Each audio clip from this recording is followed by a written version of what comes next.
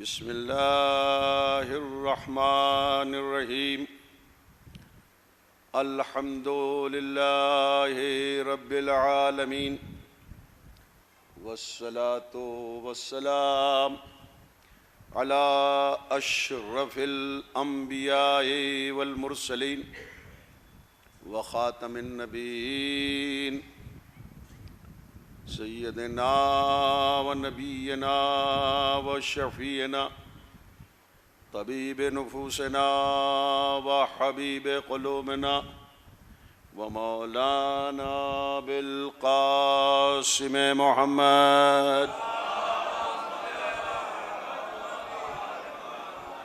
و آلہ الطیبین الطاہرین المعصومین المظلومین وَلَعْنَةُ اللَّهِ عَلَى الْكَاذِبِينَ أَمَّا بَعْدُ فَقَدْ قَالَ اللَّهُ تَبَارَكَ وَتَعَالَى فِي الْقُرْآنِ الْحَكِيمِ بسم اللہ الرحمن الرحیم وَالْعَصْرِ إِنَّ الْإِنسَانَ لَفِي خُسْرٍ إِلَّا الَّذِينَ آمَنُوا وَعَمِلُوا الصَّالِحَاتِ صلوات پڑھیں بر محمد وآل محمد۔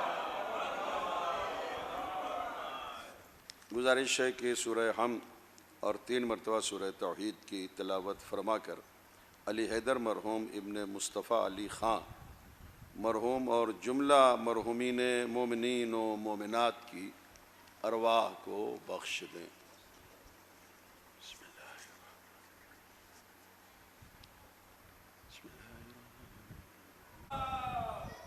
اہمیت ایمان عنوان مجلس ہے۔ مجھے انتہائی اپنے شرف کا یہ احساس ہو رہا ہے کہ اس مجلس عزائے سید الشہداء کے توسط سے ایک مرتبہ پھر آپ حضرات سے ملاقات کا ثواب حاصل ہو رہا ہے۔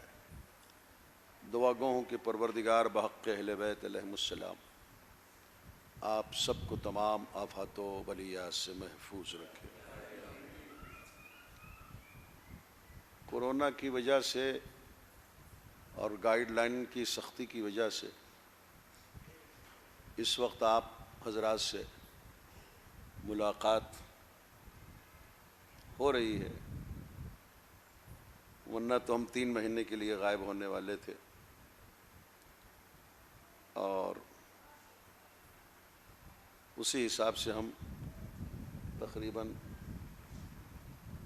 کچھ کم 1 مہینے سے باہر ہیں۔ پھر بہرحال شہزادی نے جہاں اپنے لال کے بیان مصائب کے لیے نوکری لگا دی، وہاں ہم پہنچتے رہے، اس لیے کہ عزاداری کی اور مجلس کی بانی کا نام شہزادی زینب ہے، اور عزاداری کی سرپرست اعلیٰ کا نام حضرت فاطمہ زہرا ہے۔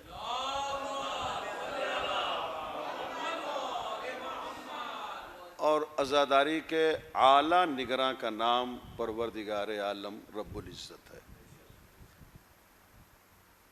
عزاداری کے تعلق سے اس وقت اگرچہ موڈ تھا کہ کچھ باتیں گزارش کروں، مگر اہمیت ایمان پر کچھ باتیں گزارش کرنا چاہتا ہوں۔ ہمارے تعظیم صاحب نے بھی مداح فیض آبادی کا جو کلام پیش کیا تو مداح صاحب کی بھی یاد آ گئی۔ شاید نوجوانوں کے لیے وہ بالکل غیر معروف ہوں، لیکن ہماری ان کی بڑی ملاقات رہی، اور بہت اچھے شاعر تھے، اور فیض آباد سے تعلق تھا ان کا، اسی علاقے کے تھے، فیض آبادی کہتے تھے، بامبے زیادہ رہتے تھے، اور اطراف میں بھی آن کر وہ مجلسوں میں یا محفلوں میں ذکر محمد و آل محمد علیہ السلام کرتے تھے۔ اب انہوں نے ذوالجناح اور رفرف کا جو موازنہ پیش کیا، اور رسول کی سواری سے اور دوش رسول کے سواروں سے جو ایک نتیجہ پیش کیا وہ ظاہر ہے کہ ایک شاعرانہ فکر ہے اور ایک بہترین سوچ ہے، اور ظاہر ہے کہ بارگاہ معصومین سے جو رزق علم ملتا ہے اسے شاعر یا خطیب یا ذاکر سامعین کی سماعتوں کے حوالے کرتا ہے۔ اگر رزق علم بارگاہ اہل بیت سے نہ ملے، اگر لفظوں کی بھیک اور خیرات محمد و آل محمد کے دروازے سے نہ ملے تو پھر انسان نطق و بیان سے معذور اور مجبور ہو جائے۔ اسی لیے شہید محسن نقوی نے کہا تھا کہ میں حرف و صوت کی خیرات اس سے مانگتا ہوں، میں حرف و صوت کی خیرات اس سے مانگتا ہوں جو پتھروں کو بھی رزق بیان دیتا ہے۔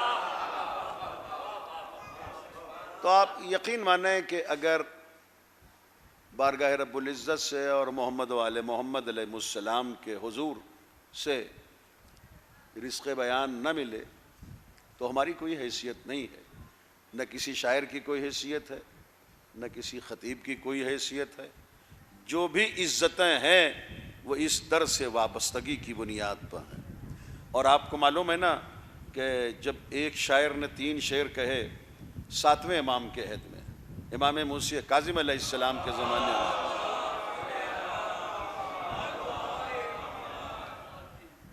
یہاں الحمدللہ اتنا سجا سجایا ماحول رہتا ہے اور شروع ہی سے سماعت اتنی معراج قامت ہوتی ہے کہ کچھ ماحول بنانے کی ضرورت نہیں ہوتی۔ البتہ ذرا تھکا ہوا ہوں، بھی سیدھے میں لکھنؤ سے آ رہا ہوں فوراً ابھی، تو ظاہر ہے کہ سامعین جو ہیں وہ اپنی ذوق سماعت کو جب معراج قامتی عطا کرتے ہیں تو خطیب یا ذاکر کی ہر طرح کی تھکن دور ہو جاتی ہے۔ تو انشاءاللہ آپ حضرات سہارا دیں گے۔ تو 7ویں امام کی بارگاہ میں ایک شاعر، ان کے عہد کا شاعر اہل بیت، 3 شعر لکھ کے لے گیا اور اس نے یہ طے کیا تھا، اس نے جیسے قسم کھا لی ہو کہ جب تک میں وقت کے امام کو یہ 3 شعر نہ سناؤں گا، کسی نہ پڑوسی کو سناؤں گا، نہ کسی اپنے وطن والوں کو سناؤں گا، نہ کسی اور شاعر کو سناؤں گا، تو وہ 3 شعر بڑے حوصلے میں لے کے بارگاہ امام موسی کاظم میں پہنچا اور کہا مولا میں نے 3 شعر کہے ہیں اور بڑے حوصلے سے کہے ہیں، بڑے خلوص سے کہے ہیں۔ تو ہمارے 7ویں امام نے ارشاد فرمایا کہ وہ 3 شعر جو تو نے کہے ہیں وہ تو مجھے سنائے گا کہ میں تجھے سناؤں؟ جیسا میرا ساتھ دیتے رہیں سبھی لوگ جو دور ہیں وہ بھی میرا ساتھ دیتے رہیں، اس لیے کہ سبھی کو میں دیکھ رہا ہوں، خدا سب کو اچھا رکھے۔ وہ 3 اشعار تو مجھے سنائے گا کہ میں تجھے سناؤں؟ تو کہتا ہے وہ شاعر مولا میں نے تو ابھی تک کسی کو سنایا نہیں اور آپ کو ان اشعار کا علم ہو گیا۔ تو مولا نے یہی ارشاد فرمایا، 7ویں امام نے یہی ارشاد فرمایا، اے میرے شاعر یاد رکھ ہماری مدح اور فضیلت اور منقبت کے الفاظ کسی شاعر اور کسی خطیب اور کسی ذاکر کے ذہن میں اسی وقت جاتے ہیں کہ جب وہ لفظیں ہم اہل بیت سے اجازت پا لیتی ہیں، اس لیے کہ لفظوں کے بھی خالق ہم اہل بیت ہیں، کوئی اور نہیں ہے۔ تو بہرحال کیا کہنا، مداح فیض آبادی کے کلام کا بڑا مرصع کلام تھا، اور ظاہر ہے کہ عید کے دن رسول اللہ کا ناقہ بننا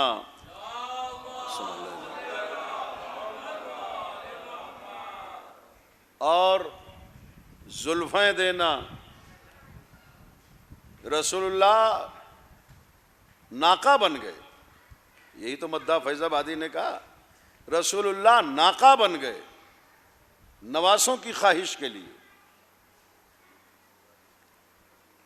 اور جب شہزادوں نے یہ کہا، جب حسنین علیہ السلام نے کہا کہ جو سوار ہیں نا بچے ان کے ہاتھوں میں مہار ہے، تو رسول نے اپنی زلفوں کا ایک حصہ امام حسن کو دیا، ایک حصہ امام حسین کو دیا۔ موجد جلال پوری مرحوم کہتے ہیں، دیکھیں لائیو مجلس ہو رہی ہے تو ان کے فرزندگان اور وابستگان اور ہمارے وطن والے بھی سنیں گے، اور ظاہر ہے کہ جب اکبرپور میں اس شعر کا استقبال ہوگا تو ہمارے وطن والے بھی خوش ہوں گے کہ واقعی بڑی حوصلہ افزائی کی ہے، اور آپ کی سبحان اللہ جو ہے وہ آپ کے نامہ اعمال میں تو جائے گی، موجز جلال پوری مرحوم کے بھی نامہ اعمال میں چلی جائے تو کیا حرج ہے۔ وہ کہتے ہیں کہ اے شہ سوارے دوش پیمبر بروز عید، اے شہ سوارے دوش پیمبر بروز عید، ایک تھوڑی دیر تم بھی نبوت چلا گئے۔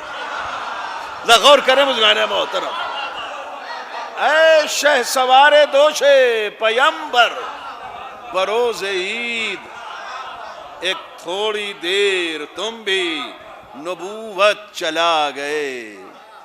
تو بہرحال بڑا خوبصورت منظر تھا عید کے دن کا، کئی مراحل طے ہوئے ہیں عید کے دن۔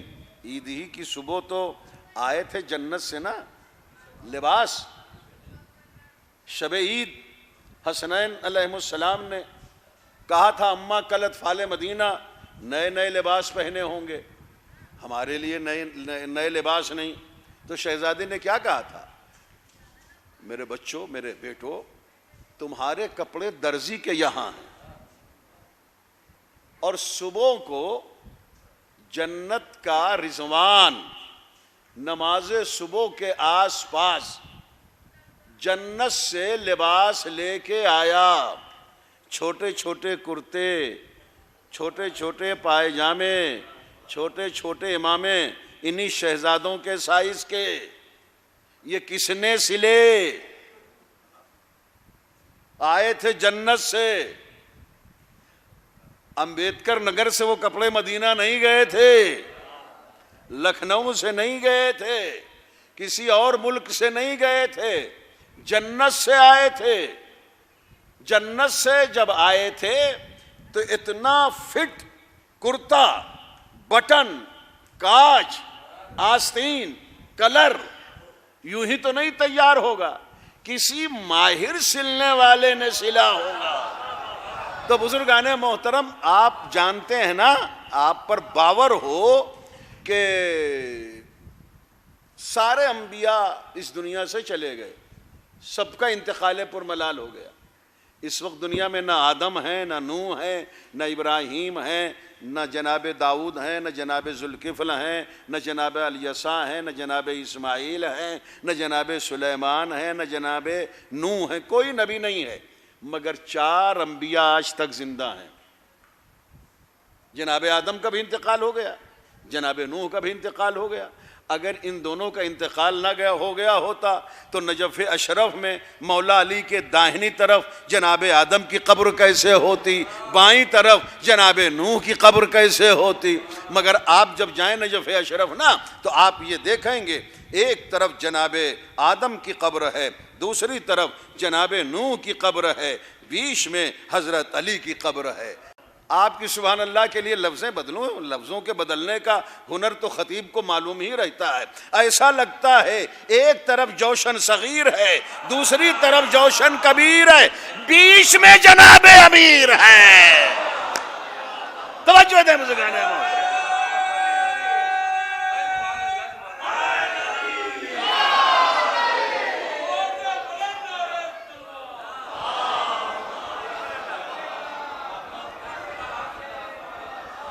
تو سارے انبیاء کا انتقال پر ملال ہو گیا، مگر 4 انبیاء زندہ ہیں آج تک۔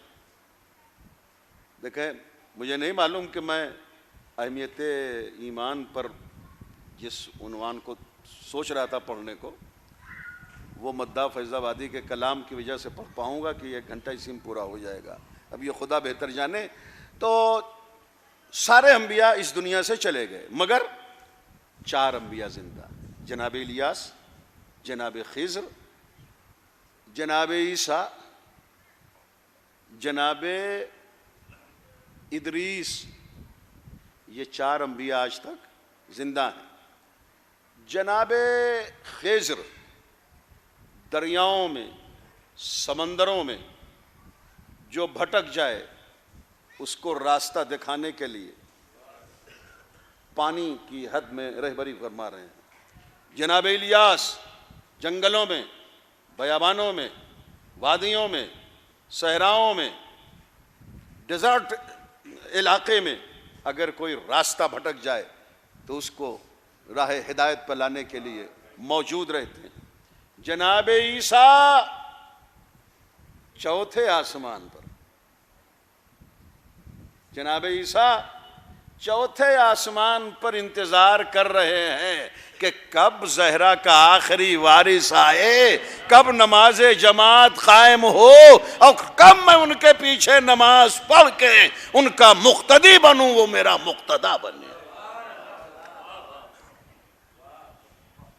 مگر جناب ادریس نہ زمین پر ہے، نہ صحراؤں میں ہے، نہ جنگلوں میں ہے، نہ بیابانوں میں ہے، نہ آسمانوں میں ہے.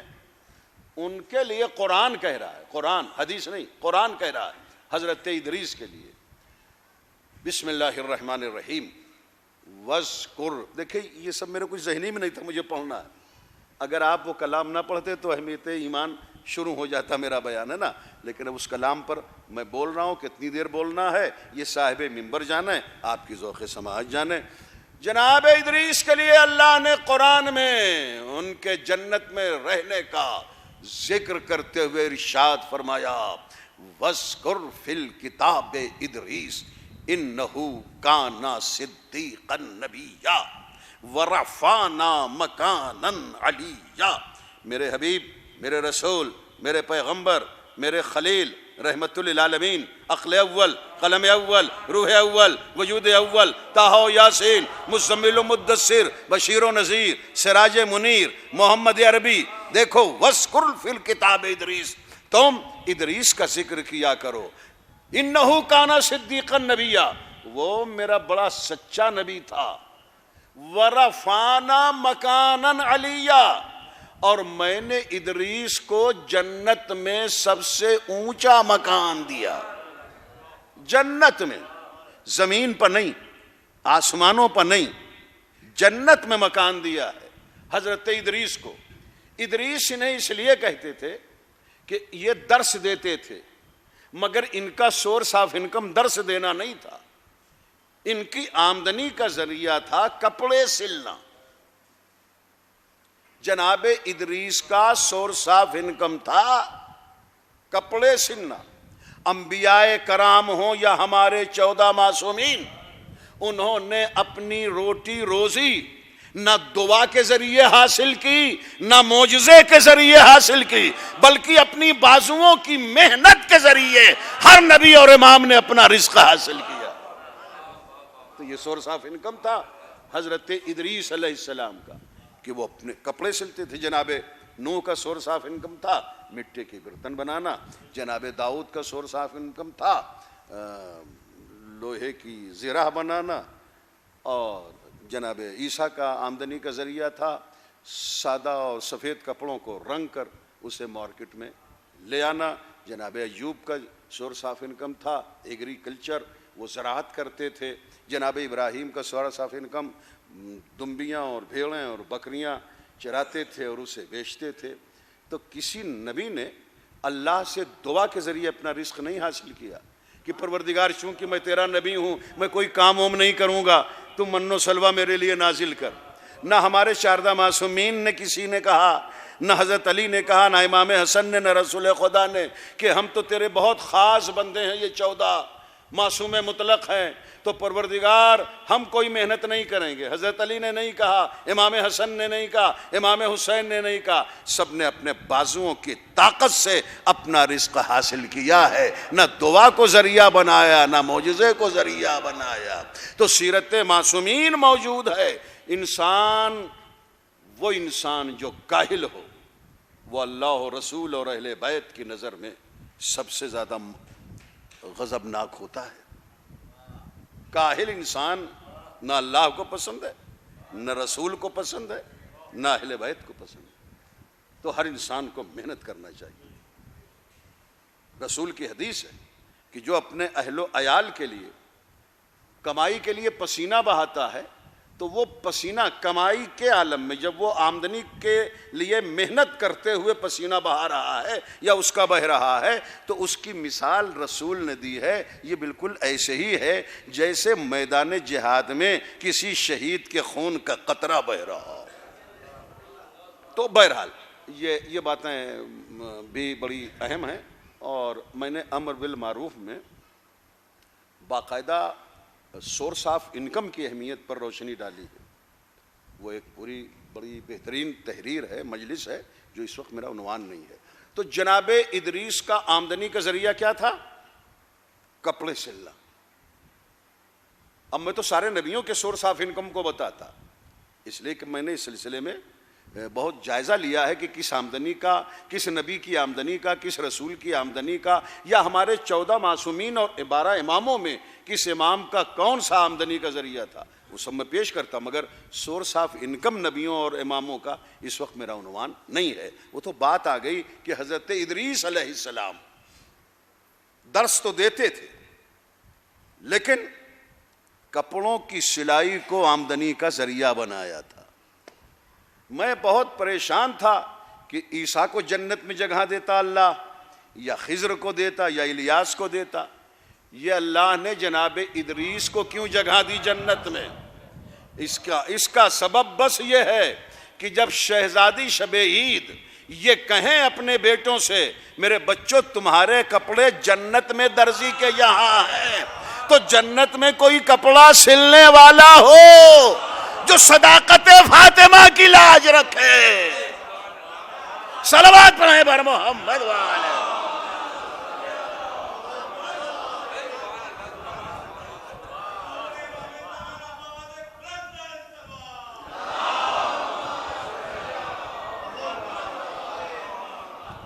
شکریہ آپ حضرات کے توجہات کا. تو کپڑے آئے تھے نا صبح عید, اور پھر مدینے کے جو اطفال تھے نا, وہ بچے, ان کے جو پیرنٹس تھے, ان کے جو والدین تھے, وہ ناقوں پر بیٹھائے ہوئے تھے.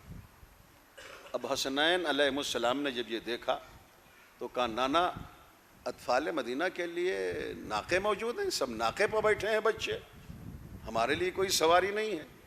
رسول اللہ خود سواری بن گئے اور ایک شانے پر امام حسن کو, دوسرے شانے پر امام حسین کو بٹھایا اور چلنے لگے. ناقے کی طرح چلنے لگے, ناقے کی طرح. رسول اللہ ناقے کی طرح چلنے لگے. بھائی اتنا کئی مرتبہ کہہ دینا کافی ہے. بھائی رسول اللہ ناقے کی طرح چلنے لگے. اور مسلمانوں کے دوسرے خلیفہ نے جب یہ منظر دیکھا نا تو ایک مرتبہ بے ساختہ کہا کہ کیا اچھی سواری ہے, کیا اچھی سواری ہے. کہتے ہیں رسول اللہ کی تعریف کرتے ہوئے, کیا اچھی سواری ہے. نبی اپنی تعریف سے نہیں خوش ہوئے, کہا یہ کیوں نہیں کہتے کتنے اچھے سوار ہیں. یہ کہو کہ کتنے اچھے سوار ہیں. یعنی رسول اللہ کو اپنے مد مقابل اپنے نواسوں کی تعریف محبوب ہے. رسول اللہ چاہتے ہیں کہ کوئی میرے حسن کی تعریف کرے, کوئی میرے حسین کی تعریف کرے. تو ناقہ بن گئے. جہاں مہار کی بات آئی اپنی زلفیں دے دی.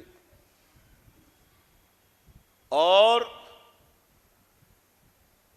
یہ بھی تو آپ نے پڑھا نا مداح صاحب کا, وہ کہ جب یہ کہا شہزادوں نے کہ سب کے ناقے بولتے ہیں, ہمارا ناقہ بولتا نہیں.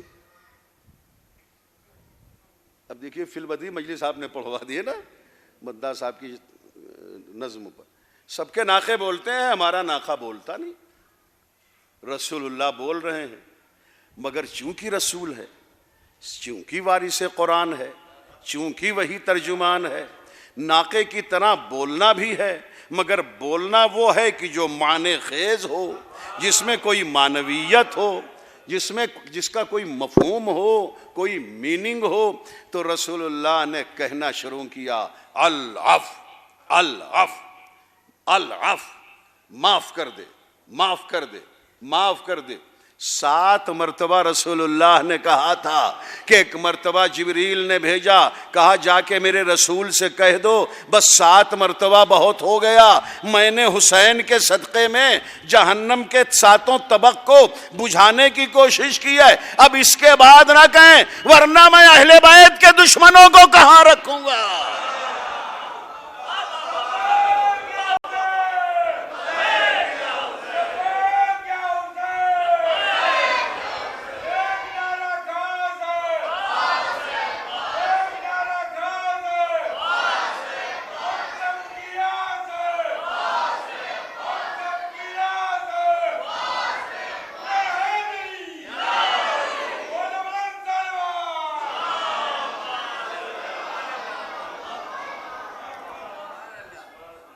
اب جہاں تک رفرف اور ذوالجناح کا موازنہ تو اس کا بھی سن لیں۔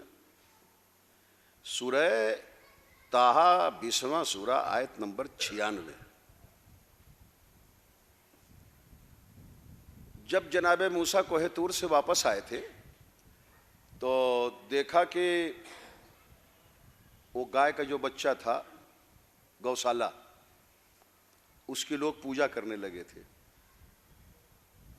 یعنی وہ ایکچولی ایسا تھا نا کہ یہ گائے کا بچہ گوشت اور ہڈی والا نہیں تھا، تانبے پیتل کا ایک گائے کے بچے کی شکل کا تھا، مگر وہ بولنے لگا۔ وہ تانبے پیتل کا گائے کی بچے کا شکل کا وہ بولنے لگا۔ اچھا تانبا پیتل کہیں بولے گا؟ مگر وہ بولنے لگا۔ تو جب وہ بولنے لگا نا تو لوگ اس کی پوجا کرنے لگے، موسیٰ کی قوم والے پوجا کرنے لگے۔ اور یہ حرکت تھی سامری کی۔ تو جناب موسیٰ نے پوچھا کہ بھائی یہ کیسے بول رہا ہے بچڑا، تانبے پیتل کا بچڑا بول کیسے رہا ہے؟ تو اس نے جو کہا نا اس کو سن لے، وہ قرآن کی آیت اللہ نے بنا دیا ہے۔ سورہ طٰہٰ 20واں سورہ آیت نمبر 96۔ بسم اللہ الرحمن الرحیم۔ فَقَبَضْتُ قَبْضَةً مِّنْ أَثَرِ الرَّسُولِ فَنَبَذْتُهَا۔ کہتا ہے سامری کہ جب حضرت جبریل اپنے گھوڑے پر سوار ہو کے دریائے نیل سے، کہ جو اب خشکی بن چکی تھی، ادھر سے جا رہے تھے تو میں نے جبریل کے گھوڑے کے نیچے کی خاک اٹھا لی تھی اور وہ اس بچھڑے میں ڈال دی تو بولنے لگا۔ مسلمانوں اب بھی حسین کا ذوالجناح سمجھ میں نہیں آیا۔ ذوالجناح اس گھوڑے پر جس پہ جبریل سوار ہوں، اس گھوڑے کے نیچے کی خاک میں یہ اثر ہے، تو جس پہ استاد جبریل کا بیٹا حسین سوار ہو،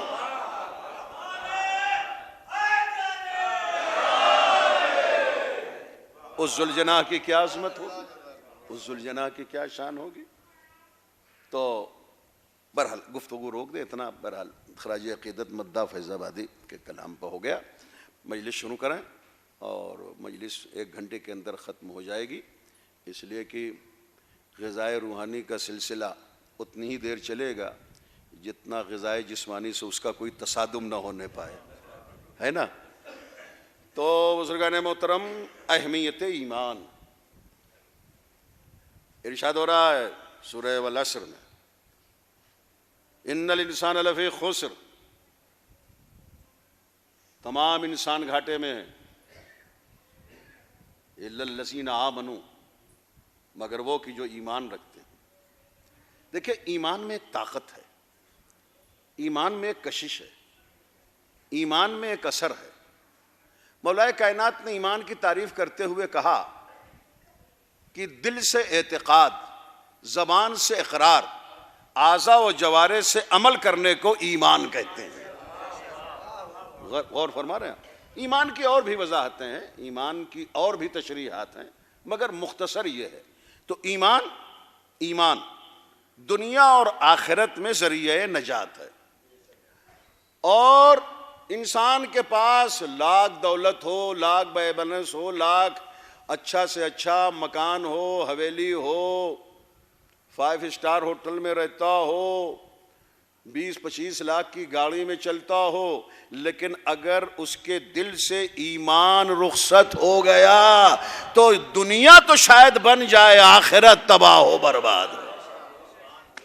تو ہمیں یہ طے کرنا ہے کہ ہم دنیا ہی صرف بنائیں یا آخرت بھی۔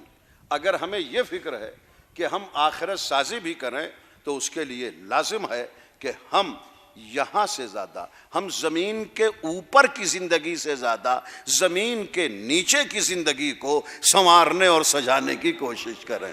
اس لیے کہ یہ زمین کے اوپر کی جو زندگی ہے 60 70 80 سال کی، یہ تو بہرحال گزر ہی جائے گی، مگر وہ کہ جو زمین کے اندر کی زندگی ہے، جو برزخ اور قبر کے حوالے سے شروع ہوتی ہے، اسے ہمیں سنوارنے کی اور سجانے کی کوشش کرنی چاہیے۔ اور اس کے لیے سب سے زیادہ ضروری ہے کہ ہم اپنے ایمان کو مضبوط رکھیں، ہم اپنے ایمان کو طاقتور رکھیں، ہم اپنے ایمان کو جلا دیتے رہیں، ہم اپنے ایمان کو طاقت دیتے رہیں، اور یہ چیک کرتے رہیں ہمارے ایمان میں کسی لالچ کی وجہ سے، کسی روب و دبدبے کی وجہ سے کہیں سے کوئی کجی تو نہیں آ رہی ہے، کہیں سے کوئی خامی تو نہیں آ رہی ہے، کہیں سے کوئی ایمان ڈسٹرب تو نہیں ہو رہا ہے۔ اگر ایسا ہے تو جس طرح ہم کسی مکان کی تعمیر میں اگر کوئی خرابی آنے لگے تو اس کو ریپیرنگ کرنے کی کوشش کرتے ہیں، یا اور کوئی چیز خراب ہونے لگے ہم اس کو درست کرنے کی کوشش کرتے ہیں، تو سب سے زیادہ اگر ایمان میں کہیں سے خرابی آنے لگے، کجی آنے لگے، خامی آنے لگے، تو اس کی اصلاح کی بہت زیادہ کوشش کرنی چاہیے، اسے سدھارنے کی بہت کوشش کرنی چاہیے۔ اسی لیے تعقیبات نماز کی جو کتابیں ہیں اس میں جہاں بہت ساری دعائیں ہیں، اس میں سب سے زیادہ اس دعا کی اہمیت کی گئی ہے کہ تم حفاظت ایمان والی دعا ضرور پڑھو، تمہارا ایمان محفوظ رہے۔ بزرگان محترم، یاد رکھیں، ذرا سی لالچ میں ایمان بک جاتا ہے، ذرا سی طمع میں ایمان تباہ و برباد ہو جاتا ہے۔ آپ دیکھیں جناب اسماعیل علیہ السلام کا زمانہ ہے، حضرت ابراہیم کے بیٹے جو بعد میں ذبیح اللہ کہے گئے۔ میں یہ مثال اس لیے دے رہا ہوں کہ ان کے عہد میں ایمان کتنا طاقتور تھا، کتنا پاورفل تھا۔ حضرت اسماعیل کے زمانے میں ایک بندے نے، ایک شخص کو کھیت بیچا،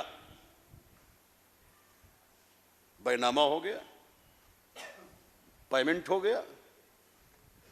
جس نے کھیت یا زمین خریدی تھی وہ ہل چلانے کے لیے گیا تاکہ اس پہ زراعت کرے۔ جیسے ہی وہ گیا ہے دوسرے دن، اور وہ پتہ نہیں کتنا نیچے والا ہل تھا کہ اسے اسی کھیت میں ایک خزانہ مل گیا، ہیرے جواہرات سونا چاندی سے بھرا ہوا۔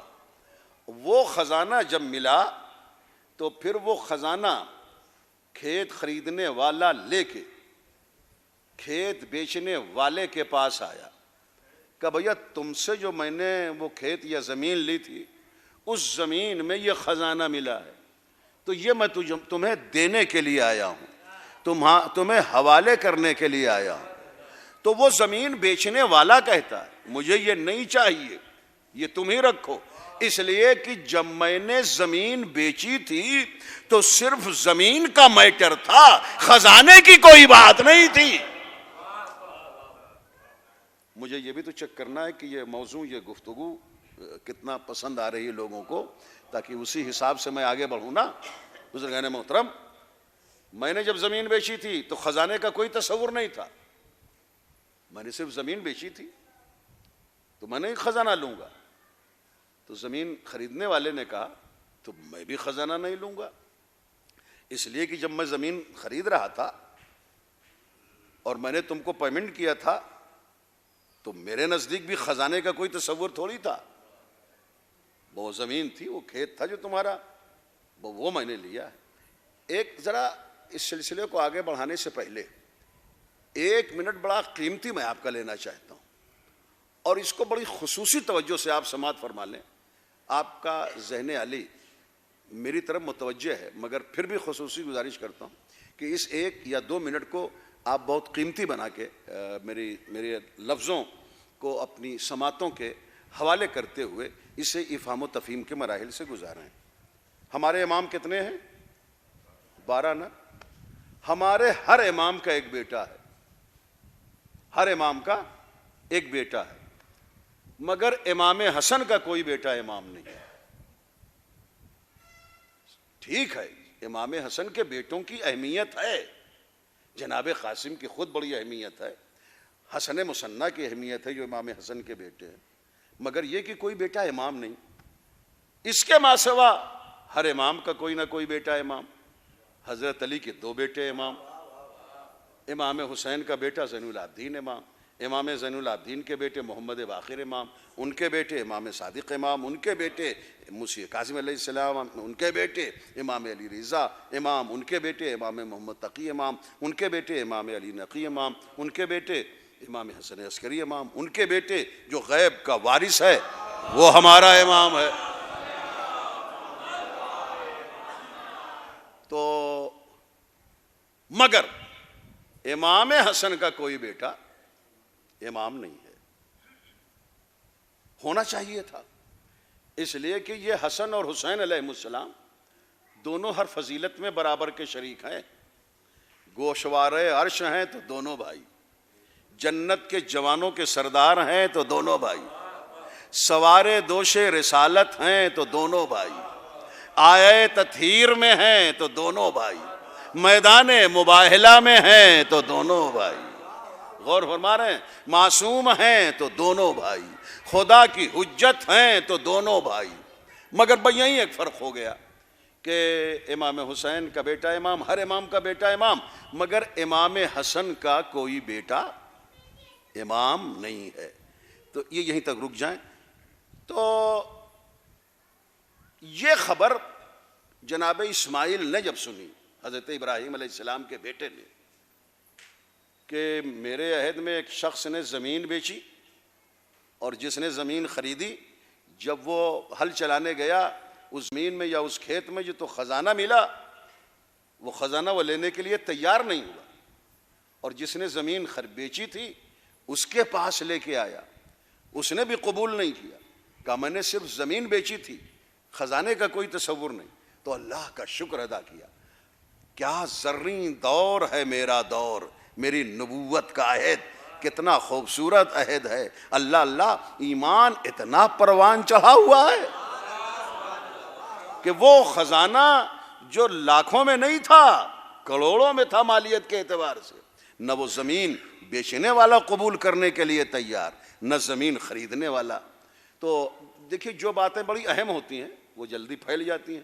وہ جناب اسماعیل کو خبر ہو گئی, تو جناب اسماعیل نے زمین بیچنے والے کو بھی بلایا, زمین خریدنے والے کو بھی بلایا, کہا بیٹھو. دونوں بیٹھے. کہا تو تم نے زمین بیچی؟ ہاں خدا کے نبی اسماعیل بیچی. تم نے خریدی؟ تو جو خزانہ ملا ہے تم نہیں لوگے؟ نہیں. تم خریدنے والے؟ نہیں. حضرت اسماعیل کہتے ہیں کہ میں بحیثیت نبی کے جو فیصلہ کروں تم منظور کرو گے؟ ہاں ہاں, کیوں نہیں قبول کریں گے. آپ سپر اتھارٹی ہیں, نبی سپر اتھارٹی ہوتا ہے, اولا بھی تصرف ہوتا ہے, تو آپ جو فیصلہ کریں گے ہم مانیں گے. اچھا, نبی کو تو علم غیب ہوتا ہی ہے. حضرت اسماعیل نبی خدا نے یہ کہا زمین بیچنے والے سے کہ میں نے یہ سنا ہے کہ تمہاری کوئی لڑکی ہے. ہاں آپ نے صحیح سنا ہے خدا کے نبی, اور میں رشتے کی تلاش میں ہوں کہ کوئی اچھا لڑکا مل جائے تو میں شادی کر دوں. وہ جس نے زمین خریدی تھی, جس نے ہل جوتا تو خزانہ ملا. نبی خدا اسماعیل نے کہا میں نے سنا ہے کہ تمہارے کوئی لڑکا ہے. ہاں خدا کے نبی, لڑکا ہے اور جوان ہے, شادی کے قابل ہے, میں بس تلاش میں ہوں کہ کوئی اچھی لڑکی مل جائے تو میں شادی کر دوں, نکاح کر دوں.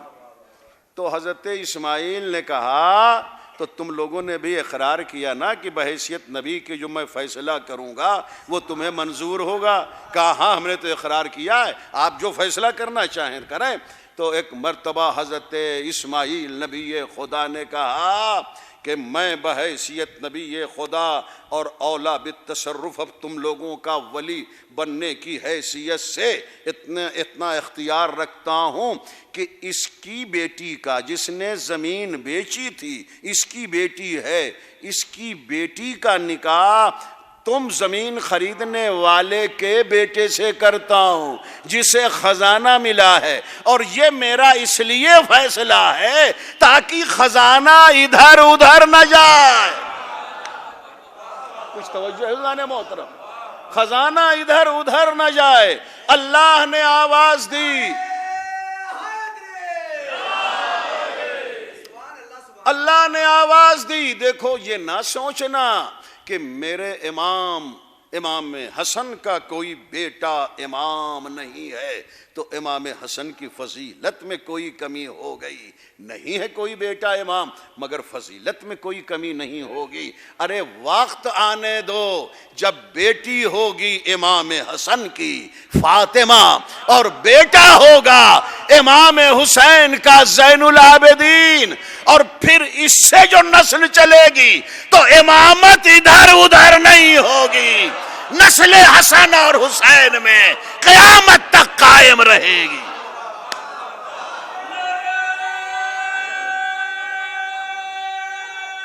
حیدری بلند آواز،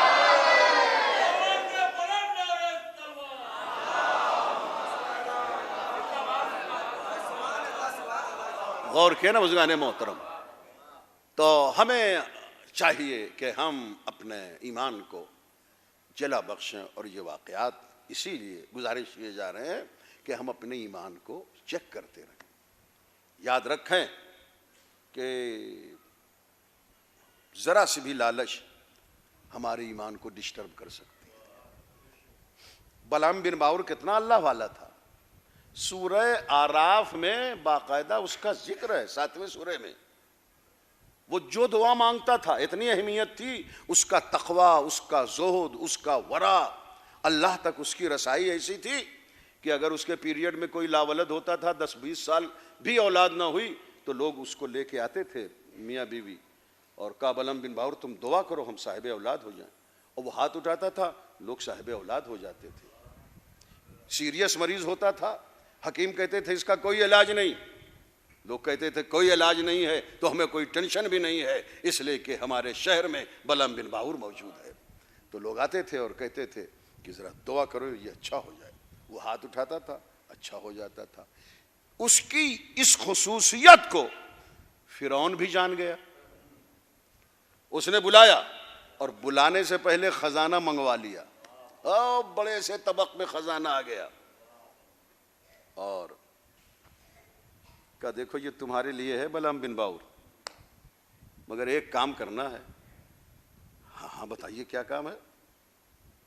کہا یار وہ جو موسیٰ ہے نا، جس کے بھائی کا نام ہارون ہے، وہ بڑا اعلان کر رہا ہے میں اللہ کا رسول ہوں، کوئی اللہ ہے تو انا ربکم الاعلیٰ، رب اعلیٰ تو میں فرعون ہوں، اور وہ میری خدائی کو ڈسٹرب کر رہا ہے، کہتا ہے قولوا لا الہ الا اللہ، کہو اللہ ایک ہے، میں اس کا رسول ہوں، میرا بھائی ہارون جو ہے وہ میرا وصی ہے۔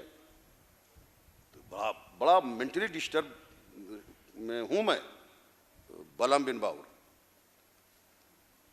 میں نے یہ سنا ہے کہ تم جو کہتے ہو وہ ہو جاتا ہے۔ فرعون تم نے صحیح سنا ہے، کہا میں یہ چاہتا ہوں کہ تم بد دعا کر دو موسیٰ کے مرنے کی۔ کب ٹھیک ہے کوئی بڑی بات نہیں ہے، 1 گھنٹے میں سنو گے کہ موسیٰ مر گئے، جبکہ موسیٰ کو رسول مان رہا تھا، مگر وہ خزانے کی جو لالچ آ گئی تو ایمان اتنی جلدی رخصت ہو گیا۔ غور فرما دیں محترم، دیکھو میرا جو گدھا ہے نا وہی میری مستقل سواری ہے۔ اس زمانے میں تو نہ 2 ویلر، نہ 4 ویلر، نہ پلین، نہ ٹرین کچھ نہیں تھی نا، تو وہ گدھے پر سوار ہو کے اس نے کہا کہ میں جاؤں گا گدھے پر سوار ہو کے عبادت خانے میں بد دعا کروں گا، تو تم ابھی سنو گے کہ موسیٰ مر گئے۔ آیا باہر، گدھے پر بیٹھا، اس سے پہلے بیٹھتا تھا گدھا فوراً چلنے لگتا تھا اپنی سپیڈ میں، آج جب بیٹھا تو گدھا ٹس سے مس ہوا ہی نہیں. تو بہت غصہ آیا، اس لیے کہ اتنا بڑا خزانہ ملنا ہے، اور جب تک موسیٰ مر جائیں یہ خبر فرعون نہ سن لے وہ خزانہ ادھر ٹرانسفر نہیں ہوگا.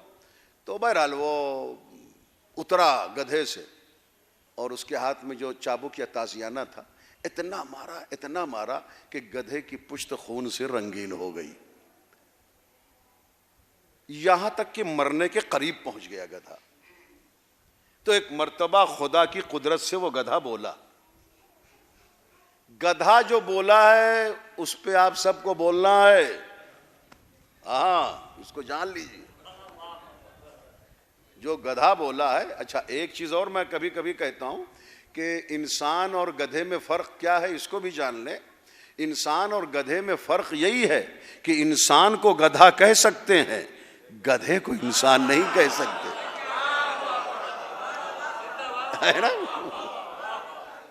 تو بزرگان محترم، خدا کی قدرت سے جو گدھا بولا ہے، گدھے ادھے تو بولتے نہیں نا، وہ کوئی لفظ، کوئی جملہ، کوئی فقرہ نہیں ادا کر سکتے. ان کی اپنی ایک آواز ہے مگر اس میں کوئی لفظ نہیں ہوتا. لیکن خدا علی کل شیء قدیر ہے، وہ چاہے تو پتھر بولے، وہ چاہے تو درخت بولے حضرت موسیٰ سے، وہ علی کل شیء قدیر ہے. وہ چاہے تو چرند اور پرند حضرت سلیمان سے بولے.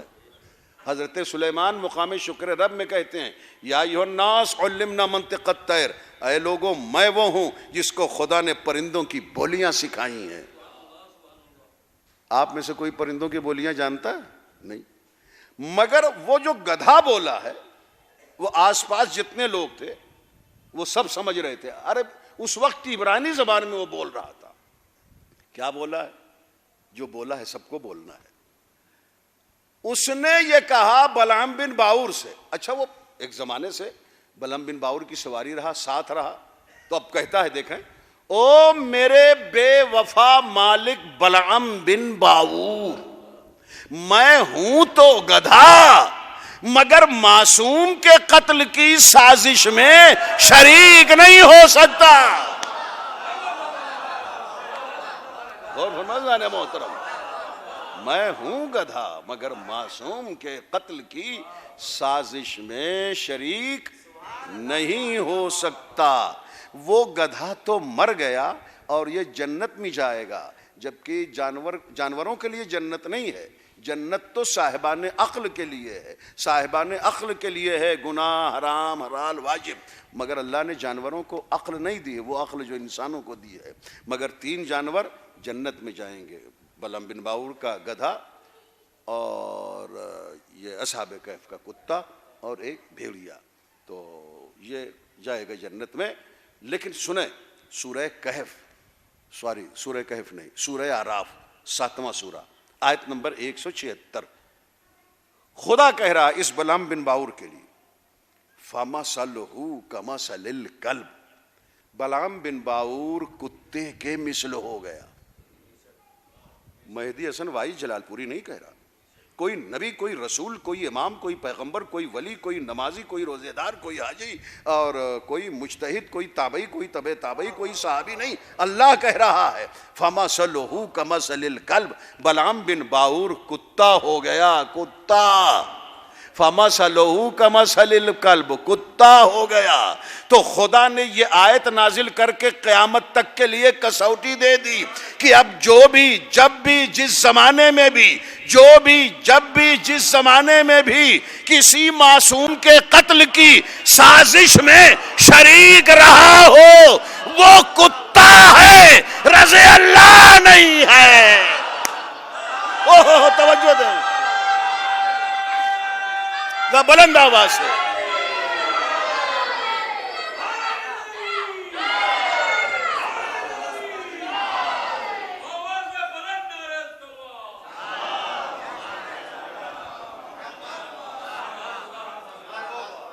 اور کیا بزرگان محترم، تو آپ نے دیکھا ایمان رخصت خزانہ دیکھ کے. اچھا ایمان کا ایک ٹیسٹ ہے بھائی، ایمان میں بڑی لذت ہے. وہ لذت جو نہ برفی میں ہے، نہ لڈو میں ہے، نہ پیڑے میں ہے، اس سے کہیں زیادہ ٹیسٹ ہے ایمان میں۔ آپ نے شاید حدیث تشت سنی ہو، مجھ سے بھی سن لیں۔ حدیث تشت، تشت مانے پلیٹ، سینی، عربی منہ سے تشت کہتے ہیں۔ ایک مرتبہ پنجتن بیٹھے تھے، پلس جناب فضہ اور جناب سلمان بھی بیٹھے تھے۔ اللہ نے جبریل کے ذریعے ایک تشت بھیجا، تشت میں شہد، شہد میں بال سے زیادہ باریک ایک لکیر تھی۔ کہا جاؤ اور یہ پنجتن بیٹھے ہیں اور کہو مثالیں پیش کریں۔ تو وہ جناب فضہ جو تھی نا، کہا یا رسول اللہ ابھی آپ رک جائیے، آپ لوگ مثال، آپ اعلیٰ ہیں، مثالیں اعلیٰ ہوگی، پہلے مجھ کنیز کو اجازت دیں کہ میں مثال دوں۔ اچھا فضہ تو تم مثال دے لو۔ تو جناب فضہ نے کہا بھائی دیکھیے، کنیز سمجھ کے سبحان اللہ کہنے میں کمی نہ کیجئے گا، اس لیے کہ اس در کی کنیزی بھی کسی شہزادی ہونے سے کم نہیں ہے۔ اچھا ایکچولی جناب فضہ بادشاہ کی بیٹی تھی، شہزادی تھی بھی، وہ تو اس در پہ آ کے کنیز ہوئی ہیں، ورنہ وہ ایتھوپیا جو ہے نا، حبشہ، اس کی بادشاہ کی بیٹی تھی جناب فضہ۔ تو انہوں نے یہ کہا، اب مجھے نہیں معلوم کہ کتنے اچھے موڈ سے سنیں گے، تو بڑے حوصلے سے میں پڑھتا ہوں اور آپ کو سننا چاہیے، کوشش کرتا ہوں، میں انتہائی تھکا ہوا ہوں، ابھی سفر سے آیا ہوں، اور پھر ظاہر ہے کہ آپ نے بڑا حوصلہ دیا، بڑی طاقت دی، آپ سے ملاقات نے میرے ذہن کو استوار کر دیا، آپ کی محبتوں نے مجھے برجستہ بولنے پر مجبور کیا۔ تو سنیں، جناب فضہ فرماتی ہیں یا رسول اللہ خمس و زکوٰۃ اس تشت سے زیادہ روشن، خمس و زکوٰۃ کا نکالنا اس شہد سے زیادہ شیریں۔ سب ٹیسٹ لیجئے گا بھائی، اگر آپ کو یہ لگے کہ ٹیسٹ نہیں مل رہا ہے تو میں فوراً مصائب پا جاؤں گا، ہے نا، لیکن مجھے چیک کرنا ہے، مجھے دیکھنا ہے ایک آدمی تک۔ یا رسول اللہ خمس و زکوٰۃ اس تشت سے زیادہ روشن، خمس و زکوٰۃ کا نکالنا اس شہد سے زیادہ شیریں، خمس و زکوٰۃ کا مستحق تک پہنچانا اس بال سے زیادہ باریک۔ آئے ہائے ہائے، توجہ دیں خدا کی قسم، بڑا اچھا استقبال ہے۔ تو میں پوری حدیث پیش کرتا ہوں، اور پھر اس کے بعد جناب سلمان فارسی کہتے ہیں، دیکھیں میرا موضوع اہمیت ایمان ہے نا، تو اب جناب سلمان فارسی جو ایمان کے 10ویں درجے پر فائز تھے، وہ یہ کہتے ہیں یا رسول اللہ غلام کو بھی اجازت ہے؟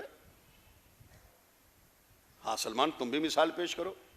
کہا یا رسول اللہ ایمان اس تشت سے زیادہ روشن، ایمان مومن کے لیے شہد سے زیادہ شیریں، مگر مرتے مرتے اپنے ایمان پر باقی رہنا بال سے زیادہ باریک۔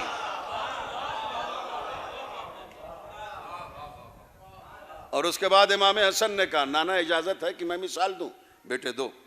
کہا حکومت اس تشت سے زیادہ روشن، رعایا پر حکومت کرنا اس شہد سے زیادہ شیریں، مگر رعایا کے ساتھ انصاف کرنا بال سے زیادہ باریک۔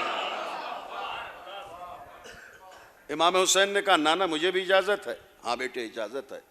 کہا نانا میں مثال پیش کر رہا ہوں، مہمان اس تشت سے زیادہ روشن۔ میں بہت سجا کے پڑھتا ہوں مگر اب جلدی اس لیے کر رہا ہوں، گھڑی دیکھ لیا ہے۔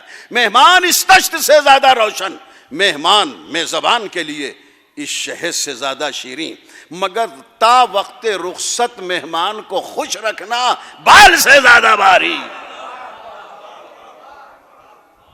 جناب فاطمہ کہتی ہیں بابا اجازت ہے کہ میں بھی پیش کروں؟ ہاں بیٹی کو۔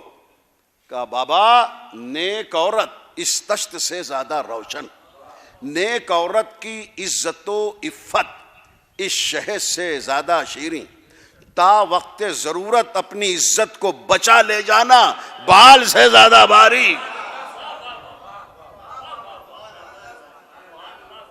حضرت علی نے کہا یا رسول اللہ مجھے بھی اجازت ہے؟ ہاں علی کہو۔ حضرت علی نے کہا بڑا کیا مثال دی ہے، باب شہر علم ہے نا ہمارا مولا۔ کہا یا رسول اللہ علم، علم عین لام میم علم اس تشت سے زیادہ روشن، علم طالب علم کے لیے اس شہد سے زیادہ شیریں، علم پر عمل کرنا بال سے زیادہ باریک۔ ہائے ہائے ہائے، توجہ دیں مزدان محترم۔ رسول اللہ نے کہا اے پنجتن، میں بھی مثال پیش کرتا ہوں، رسول اللہ کی مثال کہ رحمت پروردگار اس تشت سے زیادہ روشن، رحمت پروردگار بندوں کے لیے اس شہد سے زیادہ شیریں، پروردگار کے ارشادات پر عمل کرنا بال سے زیادہ باری۔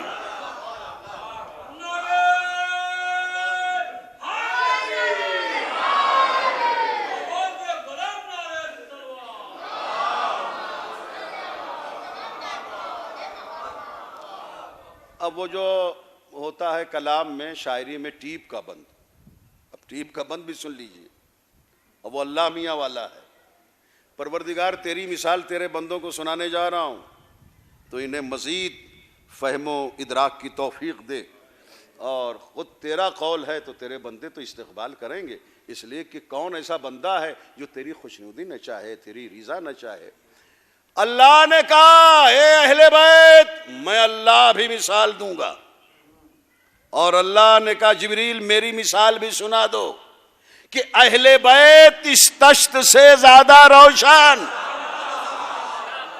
بھیا سب متوجہ ہوں تو میں آگے بڑھوں گا، اس لیے کہ میں اس جملے پر اتنا والہانہ طور پر کیفیت بنا لیتا ہوں کہ میں سب کی خصوصی توجہ چاہ رہا ہوں۔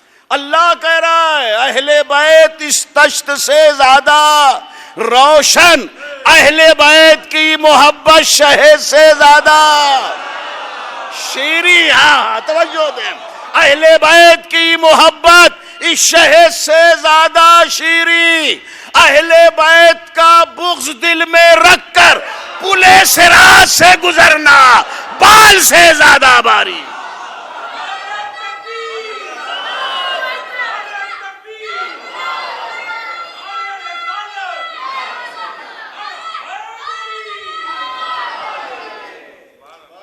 صلوات پڑھ دیں پوری طاقت سے بر محمد والے۔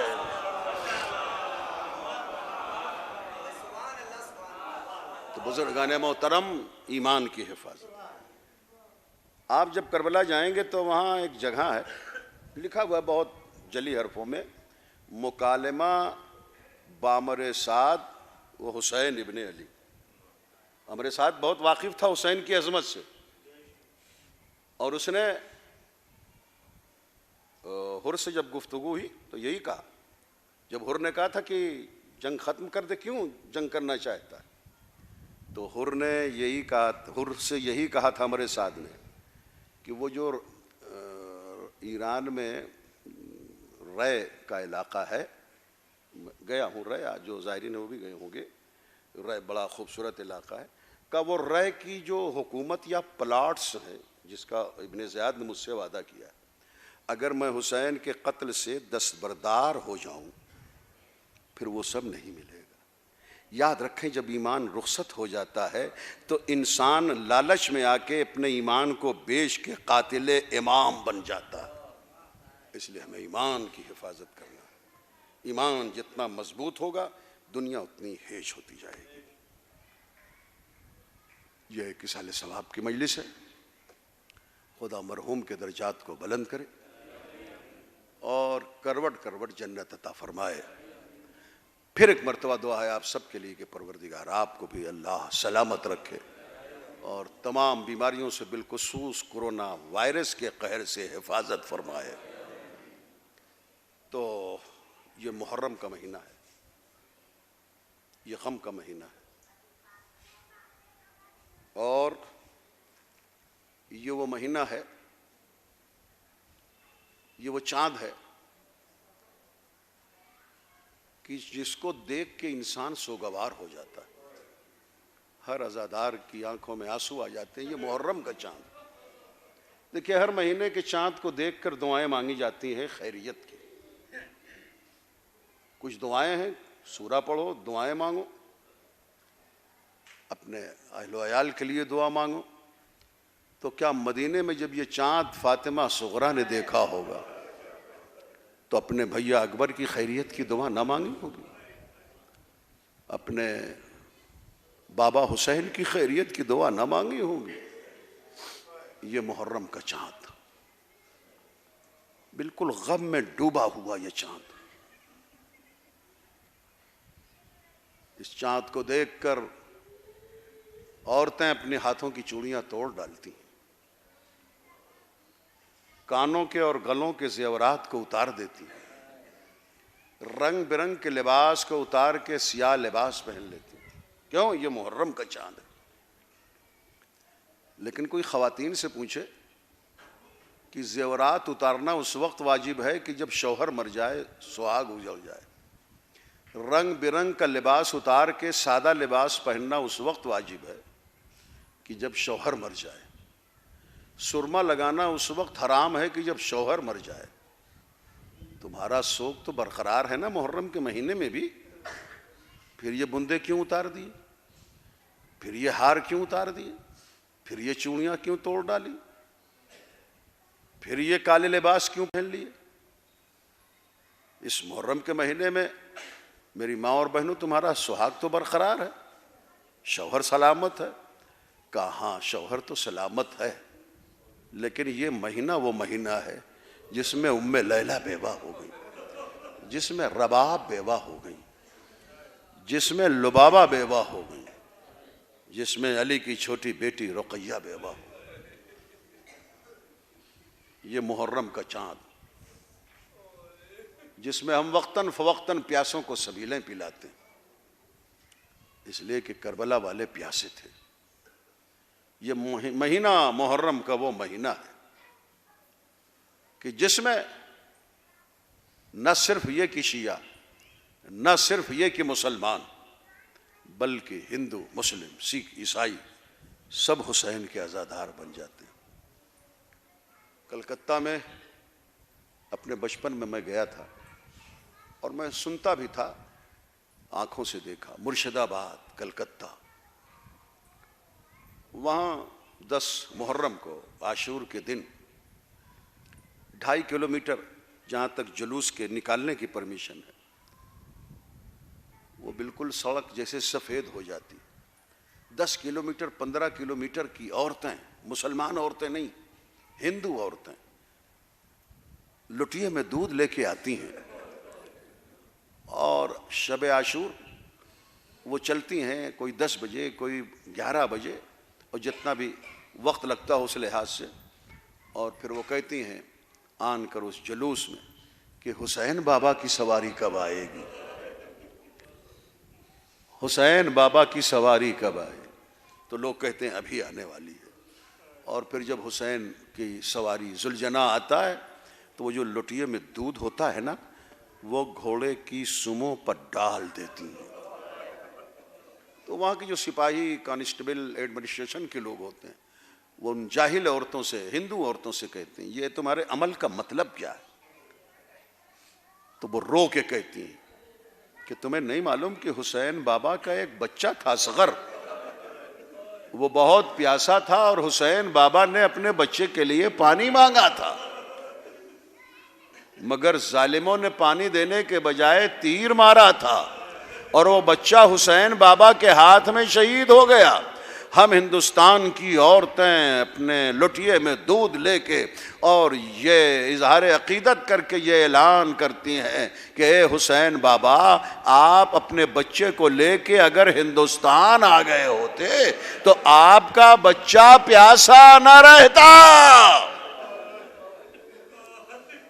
اور اس کے بعد وہ عورتیں اپنے 6 ماہ کے بچے کو, 8 مہینے کے بچے کو گھوڑے کی سموں پر ڈال دیتی. پولیس ڈانٹ کے کہتی ہے جلدی سے ہٹاؤ, ہٹاؤ اسے. یہ کہیں ایسی جگہ کا واقعہ نہیں رونے والوں کہ جو صرف سنا ہوا ہو, آنکھوں سے دیکھا واقعہ. ہٹاؤ اسے بچے کو, کہیں یہ جانور, یہ ذوالجناح کچل نہ ڈالے.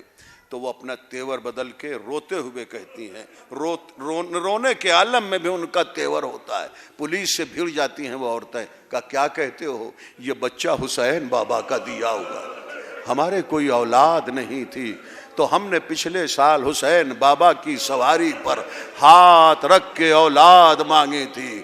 حسین بابا ہماری گود بھر دو, تو یہ اولاد حسین بابا کا صدقہ ہے۔ ہاں یہ محرم کا مہینہ ہے جس میں زہرا کا بھرا گھر کربلا میں اجڑ گیا۔ عزادارو آج 15 محرم ہے اور سید سجاد اسی محرم کی 13 تاریخ کو اعجاز امامت سے کربلا آئے تھے شہیدوں کی لاشوں کو دفن کرنے کے لیے، اور اس وقت بنی اسد کے مرد ان کی عورتوں کے غیرت دلانے پہ اپنے اپنے گھروں سے واپس آ گئے تھے، باہر نکل آئے تھے کدال اور پھاوڑے لے کر۔ ایک مرتبہ دیکھا کہ سمت کوفہ سے ایک گرد نمودار ہو رہی ہے، آنے والا قریب آیا۔ بنی اسد نے کہا تم کون ہو؟ کہا میں امام وقت زین العابدین ہوں۔ وہ لوگ ان کے قدموں پر گر پڑے، کہا مولا ہم شہیدوں کی لاشوں کو دفن کرنا چاہتے ہیں۔ سید سجاد نے کہا تم مدد کرو شہیدوں کی لاشوں کو دفن کرنے کے لیے، بس میرے بابا کی لاش کے دفن کرنے میں کوئی مدد درکار نہیں ہے، اس لیے کہ امام کو امام دفن کرتا ہے۔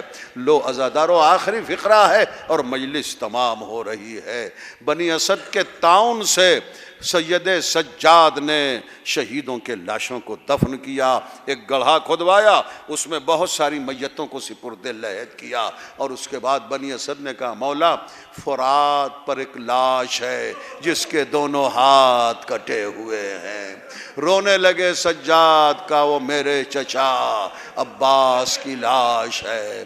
سید سجاد بنی اسد کو لے کے آئے اور قبر کھودی گئی، اور پھر سید سجاد نے اپنے چچا کو بنی اسد کے تعاون سے سپرد لحد کیا۔ بنی اسد کہنے لگے ایک ضعیف کی لاش ہے، ہاں ہاں وہ میرے بابا کے بچپن کے دوست حبیب کی لاش ہے۔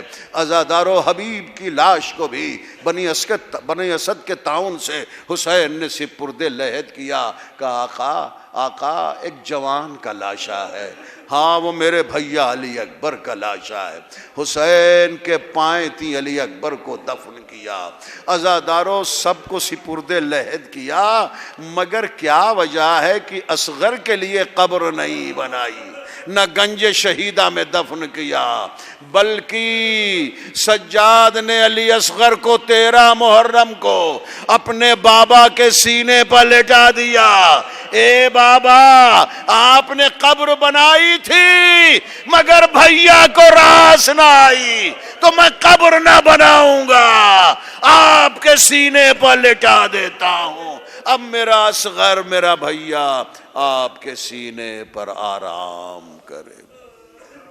سیعلم الذین ظلموا ای منقلب ینقلبون انا للہ و انا الیہ راجعون۔ حضرات سورہ حمد اور 3 مرتبہ سورہ توحید کی تلاوت فرما کر علی حیدر مرحوم ابن مصطفیٰ علی خان اور تمام مرحومین مومنین و مومنات کی ارواح کو بخش